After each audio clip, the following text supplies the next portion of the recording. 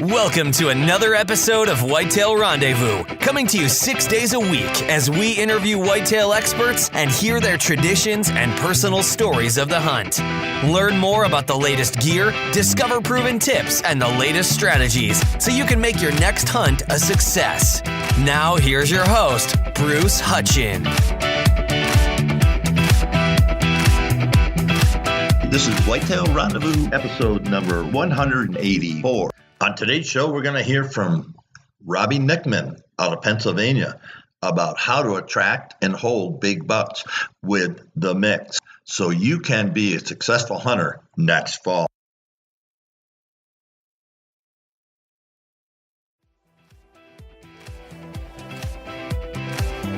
Welcome to another episode of Whitetail Rendezvous. We're going to have a fun time today, folks. We're heading over to Pennsylvania and hooking up with Robbie Knickman. And Robbie is the owner of Camo Thug Outdoors, and he produces the mix. Robbie, welcome to the show. Thank you, Bruce. Thank you.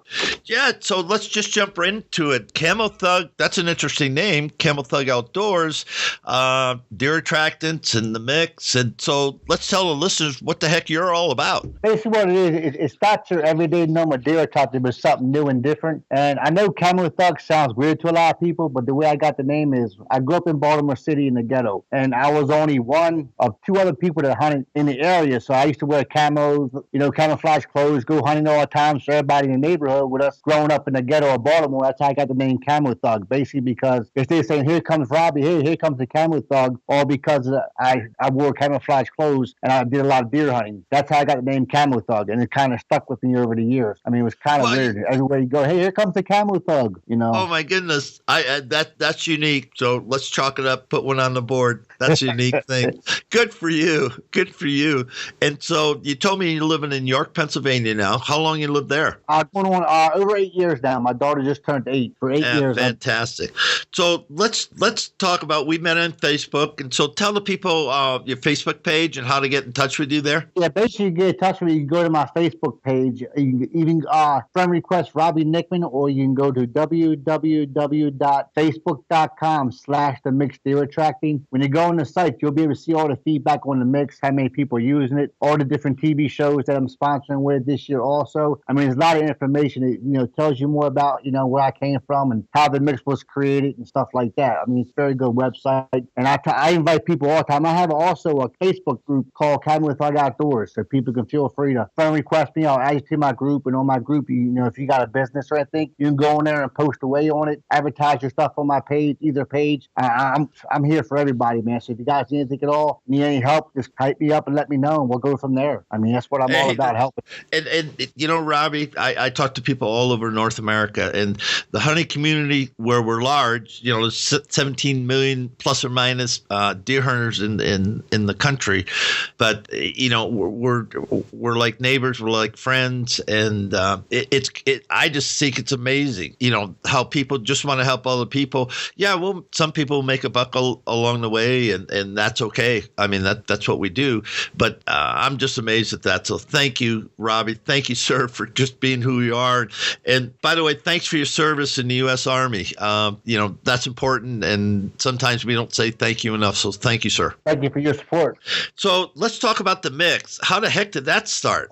Well, you're going to get a kick out of this story, too. Last year, when my little daughter, like I said, she's my little hunting partner, and I used to go hunt a lot, and she knows I used to use a lot of different, I tried every attractant to go on the market, so I know I used to take a lot of corn down in my spot. I have a spot down in Merlin I hunt, so she goes, Daddy, I got some stuff I didn't eat. I want to take down and put it out, and let's put one of your cameras on it. So we took it down in my hunting spot, we put a camera on it, and I seen the reaction, the way the deer hit it, which it kind of amazed me how they were just tearing it up, because basically what I did is I put her pile next to a pile of corn. Well, if my video cameras, which you see some pictures on my Facebook page, you're going to see where the deer are nailing what she put out compared to the corn. They did not touch the corn until everything in that pile that she put out was gone. So I saw the feedback. I said, well, let me try something. So all 2014, I played with a lot of different formulas. And it's like I tell people, the mix is not your ordinary deer attractant. Basically, when you see it, you'll be like, oh my God, are you serious? Because a little 7-year-old came up with the idea of it. I mean, it was just amazing how the deer react. I mean, the first 2 weeks in there, I had to patent it because, I mean, it's simple when people see the ingredients, but the way the deer hit it, I mean, a lot of people that are using it now, when they call me to order more, they don't call and say, Robbie, I need more of the mix. They get, Robbie, I need more of your deer crack. Because he said it's like,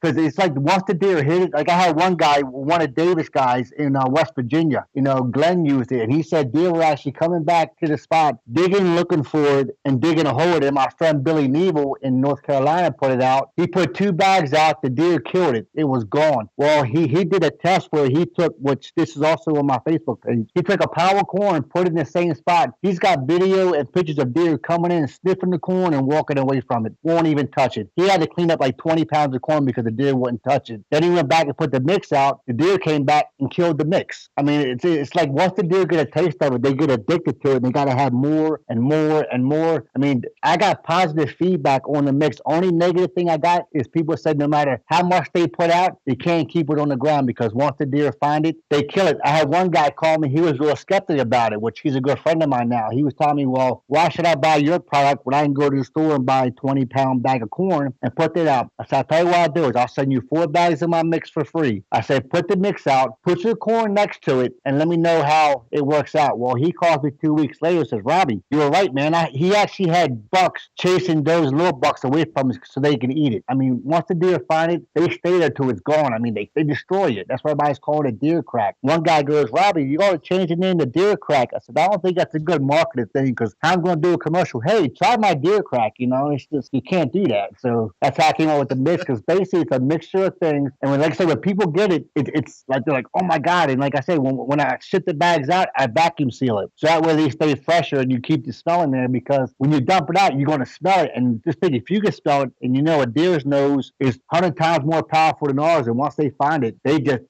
destroy it. I mean, they kill it. And that's how the mix started. And now, like I said, 4 months. And I mean, I did my first show in January in Timonium and I sold 200 bags in one day. And I had over 400 cards and stuff, and they were gone all that day because people said, oh, I mean, there's a couple guys down the ATA show that I talked to, and they were saying, Robbie, man, I got people coming up to me down here asking me, who are you and what's the mix about? I mean, it's a hot new attractant, and I'm telling you, it works. It works. The deer get a taste of it, and it's something different to them because, as you all know, deer get used to corn, they get used to clover, they get used to soybeans, they get used to alfalfa. When you give them something they're not used to, it's like me and you. If you don't eat a cheeseburger for a long time, and then you go eat a cheeseburger, what's your first, man, that was a good darn cheeseburger. Same thing with the mix. Yep. Once they find it, they just destroy it, and they keep coming back for more. And I think that's why, I mean, and I can't leave out Ronnie Turner because this man, I mean, he tested the stuff, he markets it for me. I owe that man so much I could never repay him. And that's one thing I like about everybody I met on my page and in the hunting industry. We're a big family. I mean, to me, hunting is not a sport. Hunting to me, where everybody's a family. I mean, you got brothers and sisters here, North Dakota, Arizona. I mean, everybody, we all got to stick together in this industry because, as you know, we got them animal rights activists trying to mess up hunting. You got them poachers out there messing up hunting. And us being a hunting community, man, we got to stick together and watch each other's back, man, and take care of each other. That's what it's all about. Family in the outdoors is very important to me. Like my daughter, even though she's 8 years old, I mean, I got pictures of her out back. I got a little bare bow. She's out there nailing my target at 5 yards. I mean, it's important to get the kids into hunting too, man, because the kids are the future of hunting. All right, Robbie, take a break because we're segueing through all my talking points. Oh, I'm sorry. No, that's all right, dude. That's all right. You're doing. I'm just cracking up here. Hey, the most important thing: do you have a patent on the mix? Yes, sir. It's already patent. Yes, sir. All right. Because if it's as hot, if it's smoking hot as it is, then people are going to try to rip you off. I'm being honest, and everybody in hunting land knows that somebody will take an advantage if they see something and they're not of the same kind as we are. I just got to say it straight up. There's people that will take. Yeah, you grew up in in a pretty rough place. You start takers all the time. They just you saw it. So as a business person, I'm just saying protect yourself. Make sure you have trademarks and everything. And just protect yourself and go talk to whoever you get to talk to and protect what you have because I'm going to get some of your stuff, and so I'm going to put it out in the field. I'm going to put it in a couple places, and 2000 2016 will be the test. So 2017, your business could blow up that quick. I'm hoping. I packed that the first 2 weeks. After I saw the feedback and the way it was flying out the door, and when people call me, what made me get the patent was I got a phone call with goes, "Is this all your mixes?" And I'm like, "Yeah." And right after I got that phone call, I had my sister Michelle. She's an attorney. She went ahead and patented it for me. So yay for Michelle. So, but you got to protect your backside because, like I said, unfortunately, in the world there are takers. Yep. We fight people all the time. We just like to hunt and hang out, and people don't want us to do that. Well, what's up with that? And I'm getting a little off the chart here, but I do get burned about that. Wait a minute, you're screaming at me because you're X and Y and Z. Okay, be X and Y and Z. I don't care. I don't want you around my house, but other than that, hang out, do what you want to do. And this is the United States of America, and you and I both served so people could do what they want to do. Yeah, we did. That's what they fail to understand too. I try. I get a lot of people say, "Why do you kill something that beautiful?" I say, if you don't control the population, we ain't gonna have them. Like deer right now in Maryland are overrun in Maryland. I mean, it's so bad in Maryland that you buy a buck stand, you show up to $4 or $5, and it's unlimited does in Maryland per day. It's unlimited doses. I mean, if you don't control them, man, we're not going to have them. I mean, it's not going to be enough food. They're going to start dying off. They're going to get sick. I mean, look at the chronic wasting disease and the other stuff that's going on, man. It's just we got to protect our resource. I mean, it's like when I got poachers and all that. That gets me. And suburban deer is a problem. QDMA, Whitetails Unlimited. A lot of people are working on that, and it is a problem. And if you have anybody that lives in suburbia, I'd love to have them on the show. I had one guy last year, Jason Kesting from the Bunkhouse crew. That's my crew, and he talked about it because he lives just outside. Literally, he can see downtown Milwaukee, and he's got bucks. He kills a buck every year in his apple orchard. Oh yeah, well, that's why I hunt out in Maryland. It's what we call backyard hunting because I hunt in my buddy's backyard. I mean, one of the main highways, I could probably sling an arrow and hit it if I had to. But like I said, that's the problem too. There's too much development, man. And that's why, some of the biggest deer killed in Maryland last year was killed in people's backyards because them deer are running out of room to go because we keep knocking down their habitat. That's nothing we got to try to control. But where I hunt at, like I said, I hunt in my buddy Rob's backyard. I have 5 acres to myself. I don't hunt public land no more because it's too dangerous. You got too many careless people out there that I don't want to say not trained properly, but they go out there and they hear a bush move and they're pulling the trigger. I don't like that. I can appreciate that. Okay, so let's take a breath. So what's your daughter's name? Kylie. So Kylie came up with a mix. She threw it on the ground. Deer like it, and word of mouth, and that's the best marketing you can do. Viral marketing, guerrilla marketing, viral, where it just takes off, and it just, I call it the tipping point. You're going to push your business up the hill, up the hill, up the hill. Then all of a sudden it's going to hit the top, and it's going to go crazy. So hang with people that you trust, and when it gets going, then they'll help you be successful. You've already got this Ronnie Turner guy who's your best bud. And talk to me about, let's say, David Don Outdoor Vision TV show. How did they get hold of the stuff, and how did you get hold of them? When I first started, I just started friend requesting people on Facebook. And what happened was David was one of the guys who responded to me, and he wanted to try it out because they were looking for something different. So I met him. I mailed him a bunch of stuff, and I know he gave the Glenn, and he told me he put it out, and it was just amazing how the deer came right into it. I mean, he said he just ran in, and that's how I got a hold of him. And then a couple other people, I got Simon Knox from Scooter Outdoors Adventures. He was skeptic about it. I met him at the hunting show in Harrisburg. So he took it home and he put it out. He says it wasn't 45 minutes later, and he put it out in his backyard. He looked out the window and there was deer all over it. So, I mean, like I said, David's a cool guy, man. And also, we got to thank him for his service. He's an ex-Green Beret. So I believe he was a sniper, and he just got out of the military. I mean, he put off everything for service. And when he got out, he started his family. But I want to thank him for his service also. But, his show starts, I believe they're going to be on the Pursuit channel this year, starting, I think, September 20 or 21st. I think his show starts, he was telling me. I talked to him the other night because he called and discussed a couple other things with me.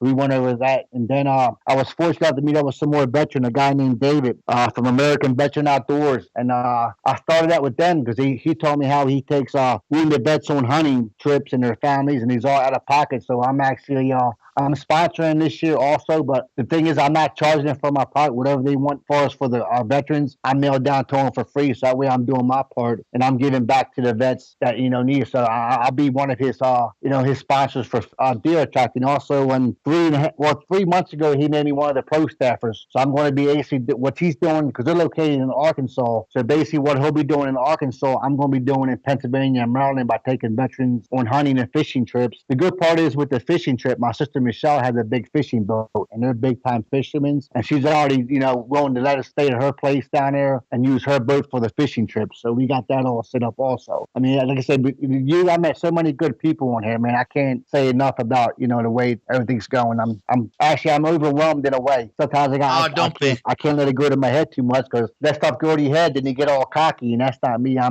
lot of people tell me I got too big of a heart, but I don't know. I just like helping people. That's all. That's what I'm all about, helping. And that's great. I'm just sitting here. I'm writing as fast as I can.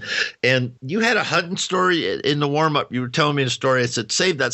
Yeah, so what were we talking about? We're talking about the deer, but not for the past 3 years, named High Rise. He's a big. There you go. High Rise. Yeah. I have what we call ghetto feeders in Baltimore. I don't have regular deer feeders. I had big 6-inch PVC pipes banded to trees that I use. That's what we call ghetto feeders in Baltimore. So basically, the first time I saw him was the first year I hunted in my property down in Maryland, which is my buddy Rob's house. And he came in. I got him on camera. I got him in velvet, and I was amazed. Well, you could tell he's an old deer because, as we all know, as being hunters, the older the deer get, the smarter they get. So he was nocturnal for the first year I hunted there. I mean, I only got him in the evening. Or he would come in the morning when it's dark. I'll see him walking underneath my stand, go out, hit the feeders. Well, when the sun starts coming up, I would stand up and hook on and get ready. Well, he would walk up in the thickets, and I wouldn't see him. I'm like, all right, well, he's pretty big. And then last year, I got a picture of him. I started getting him again. He was coming in daytime because you could pattern him to a certain amount. And once the rut hits, they're off the chain. But he grew. I'm not an expert on screwing deer, but my feeders are about, I say about maybe 5.5 foot high. Well, he had his head down hitting the feeders. His rack's up above the top of the pipe of the feeders. That's how big he is. I mean, that's why I call him High Rise, because he's so high and wide. I mean, if I had to guess a score, I'm thinking maybe he's 150, 160, and he's got a double drop time this year. But holy smoke! But he's just, he's one of them deer where he's getting older. He's smart because he's not really I call it nocturnal, but he comes in early in the morning and late in the evening. And during the rut, he'll be running through, and I can't stop him no matter what. I try grunting, snort wheezing, a doe blunt, my doe can. I don't know if he's got a lot of hunting pressure because, as far as I know, I'm the only one who's allowed to hunt back there. And I'll tell you another good story after this one about hunting there last year. But he's just smart because last year I was hunting there, and like I said, it's somebody's backyard, like I told you earlier. And I do have houses around me, like way back in the woods. So last year I had this doe come in, and everybody's been there. She's not a big doe. She's not a trophy doe, but she had a broken leg, and it was just swinging. As we all know, that deer's suffering. So I put an arrow in her. Well, I think I might have jerked when I let go. I hit a little bit further back than I anticipated. So I'm like, crap. So I hear the deer run off, and it's running, and then I hear it crash, and I heard it get back up. Well, about 20 seconds later, I hear 2 kids scream. I'm like, oh, no, don't tell me. So I got down. Well, I started tracking the deer. I left my, bow because I don't want walking, kids in the woods. But long story short, come to find out, this doe went to the back of this guy's yard out of the woods. He had 2 kids on the swinging. The doe dropped dead right there. And I was like, oh, my gosh. So I went up, and the guy came out and said, look, sir, I'm very sorry. He goes, are you Robbie? I'm like, yes, sir. He goes, well, I know you hunt back there. I know, you didn't shoot a deer on my property. I know where the deer came from. So we're sitting there talking, and the kids actually come over and like, oh, the little girl is checking it out after it dropped dead. So the guy goes, can I ask you a question? Because I thought, oh, my God, here we go. He goes, what are you going to do with it? I'm like, do you want it? He goes, yeah, man. Because he had a bum because I can't hunt no more. On top of that, his money was tight.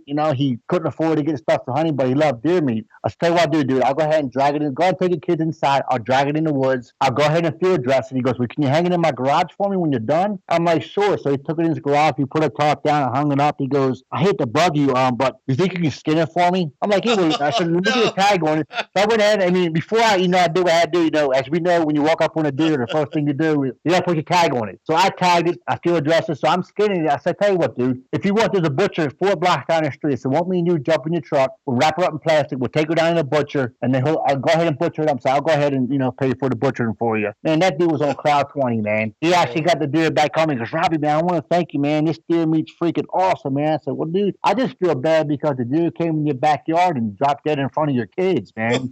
And my heart was pounding that day because I was like, man, because I never thought that would happen to me. Because I thought I was further. I think because I jerked the shot, I hit a little bit further back. But the good part is it turned out really good. I got a doe. I helped somebody who needed some deer meat, and his kids wasn't all dramatized because that's what I was worried about. The kids like, "Oh my God, there's a dead deer in the yard."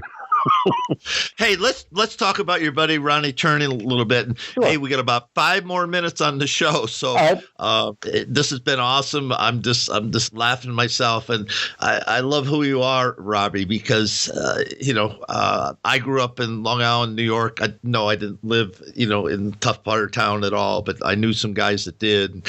And for you to come out of that like you are, man, that's a testament to who you are. So I'm blown away, dude. Oh man, that's one thing I learned, man. Growing up in the city, man. I went through a lot of crap in my younger days. I think if stuff would have went any different, like as far as my upbringing, I don't think I'll be the person actually, because I was a bad kid. I'm not gonna lie, man. I did some stupid stuff. I did drugs. I'm not gonna sit here and lie about it. But I learned from it, and I think, getting out of the city and hunting. Hunting helped me out.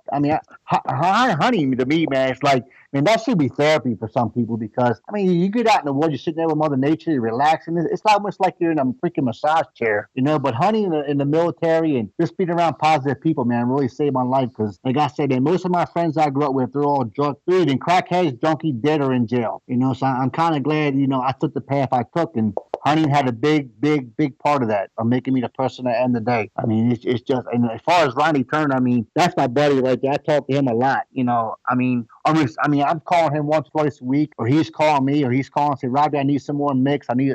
He's actually testing my new attractant coming out called the Deer Pop, because the mix you basically pull in the ground, but the Deer Pop, you're going to be able to hang it from a tree because it's got, it's a more of a molasses-based attractant with my stuff mixed in with it. But he's testing them, and so far, he's even trying to get turkeys on it. He puts it out. But Ronnie Turner, man, that dude, man, I can't say enough about that guy. He's just plain out awesome.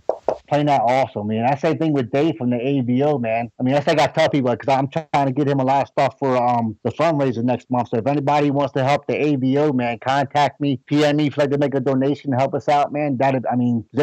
How do they get a hold of Dave? How do they get a hold of Dave? You can go on his Facebook page, or you can PM me, or you can call him with his phone number. If you guys want to call, you contact the American Veteran Outdoors. His name is Dave. His phone number is 501-743-5550. And just tell him Robbie from PA sent you, or Robbie from Camo Thug sent you, because I'm getting stuff in the mail every day from people making donations, because I'm trying to get down there next month to help with the fundraiser, because it's basically a fundraiser, and also he's having a tournament, a shooting tournament with archery and stuff like that, because David does a lot of them contests, man. But what Dave does for veterans, him and Ben, them guys are just awesome, man.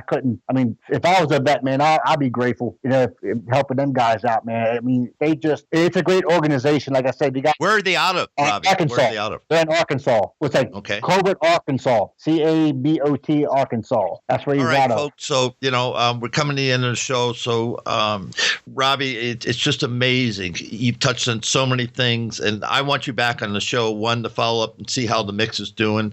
But it's just amazing what hunting was able to do for you. You beat the odds. Let's just face it. You already attested to that fact that most of the guys that you knew, grew up with, or went down another path, and here you are. We're talking about hunting. I've never met you. You've never met me, but we're talking about something that we're passionate about and love about, and that's what makes Whitetail Rendezvous just an awesome platform for people all over North America. And it doesn't matter where you come from. That has no bearing, because when you sit down in the campfire, that circle around that campfire, we're all equal, and we all all love hunting. Yep, that's definitely with that, man. Everybody's equal. Like I said, with the hunting industry, we gotta stick together. Guys, we're one big family, man. That's how I look at it. That's what the hunting. I mean, like I said, you don't know me, I don't know you, but I consider you as my brother, man. That's how I consider it. We're all brothers and sisters. Yeah, and that's just wonderful. So, Robbie, we're right up at the end of the show, and again, sir, thank you so much. One, for your service to our country. Two, for the testament, for the story that you overcame. And there's somebody listening to the show that says, "Man, I'm up against it." Well, here's two guys, Bruce Yohorst at Whitetail Rendezvous and Robbie Knickman from the Mix and from Camo Thug. We're there for you. Just reach out to us. I mean, that's as simple as I can say it. So, Robbie, on behalf of Whitetail Rendezvous, listeners throughout North America, thank you so much for being on the show. It's just been wild. Thank you, Bruce. I enjoyed myself. I can't wait to do it again. I got some more stories, and hopefully by then I'll have some more stories for you too. All right, I'll talk to you in a minute. I'm just going to click off now. I'll edit this part out, but I'll make sure that we record it, and then I'll just give you a call right back. Good deal. That'll work, buddy. Make sure you listen to the next episode of Whitetail Rendezvous, where you're going to hear about Protected by Tree Stand Wingmen, and that would be Unchained Outdoors. So join James Jury, and he'll tell you about keeping safe. Thanks for joining us. Be sure to tune in tomorrow for another episode of Whitetail Rendezvous, where you can listen and learn from the experts so you can be more successful on your next hunt. Until next time, listen, learn, and succeed. Remember to text 33444 Food Plot for your free ebook on food plots.